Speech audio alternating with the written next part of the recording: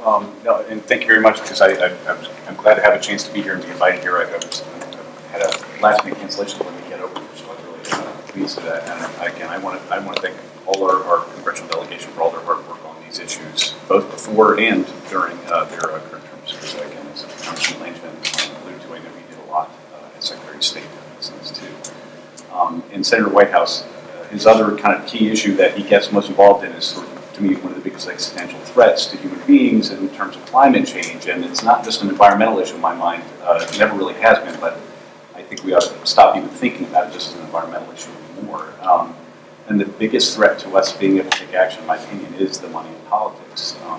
The most important piece, I think, short term is the transparency, but I do think longer term, we also ought to look at maybe don't let people put as much money on the table as you're seeing Nelly too, because I know we don't have as much of an issue at the moment, but as Rep. Pichardo said, I remember it was only a few years ago that Maine, the Maine legislature was largely the super PACs washed in and really upended their local elections there with money. And even with transparency, sometimes I think that could really still happen, but at least with the transparency, somebody can at least look backwards and see what exactly just happened to us in that situation. So I'm really pleased, and I think